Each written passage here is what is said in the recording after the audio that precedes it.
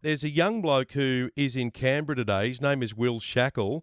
He's a Year 11 student from Brisbane, and he's on a campaign for Australia to embrace nuclear. He's written a letter to the Prime Minister, and it says Australia is the only G20 member with a ban on nuclear energy. If you wish to address the climate and energy crisis, the government must seriously reconsider the prohibition on nuclear energy. He's in Canberra today and he's on the line. 16-year-old Will Shackel. G'day, Will. Morning, Ben. How are you? Thank Doing you very much well. for having me on the program. Good on you for going to Canberra to spread your message. Have you got a meeting with the PM? No, I'd like one, and I'd like one also for many experts around Australia who agree that nuclear energy must be embraced by this country, must be legalised in this country. And for far too long, they've had their voices ignored. So I'll be appearing in the Senate today at around midday. And also, I think it's really important to point out that there's many experts who, as well as me, will be presenting their evidence to the Senate committee. Okay, what about really Chris Bowen, the minister? Have you got a meeting with Mr. Bowen? No, and I sent him a letter a few months ago. That went unresponded to. So, look, I think they should just open their minds up to nuclear. Nuclear, it's embraced by the Australian people. It's embraced by countries around the world.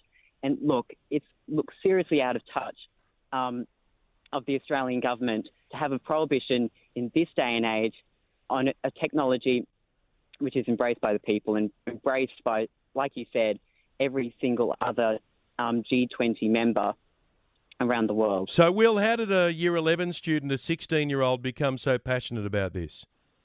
Look, like you said in your intro, Australia is experiencing an energy and climate crisis, and the push for net zero, that is going to be one of the most difficult periods in Australia's history.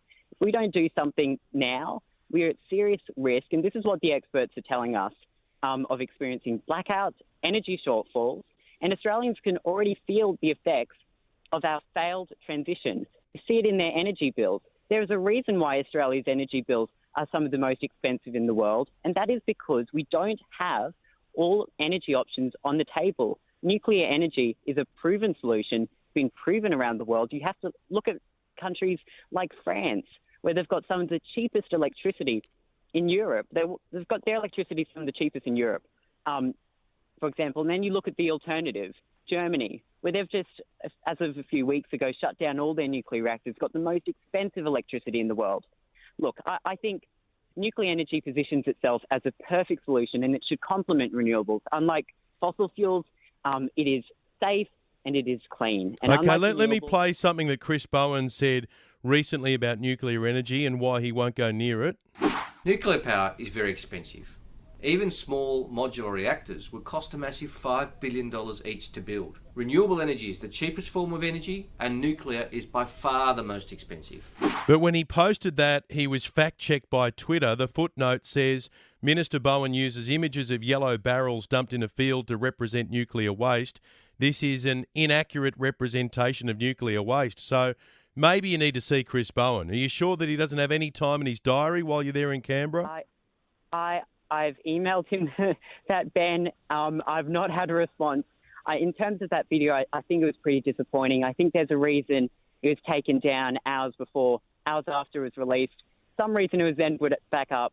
The level of misinformation in that video, I think, was quite concerning. And I'd seriously ask Minister Bowen to reconsider his position on nuclear energy, to have a meeting with the experts on this issue, which for far too long have been ignored in this country. Pushing for what I think is a really, really risky agenda. We should have all options on the table, Ben. We shouldn't be ruling out a proven solution like nuclear. And honestly, the risk that they're taking now, the decisions the government is taking now, are the choices they make are the choices that my generation are ultimately going to be condemned to. And I think it's really quite scary, the future we could live in without nuclear energy, a future where we're seeing the effects of climate change, the effects of energy insecurity, Australia being strategically disadvantaged in the world and uncompetitive.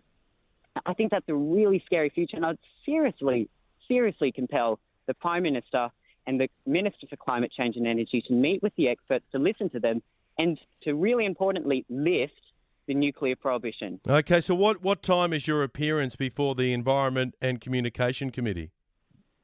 Yep, so I'll be appearing live in front of the Environment and Communications Committee at approximately 11:45 a.m. I'll be appearing solo for about 20 minutes, and that can be watched on Parliament's website. Okay, well, good luck to you. If you're doing this at 16, who knows what you can achieve by 26. Lovely to talk to you.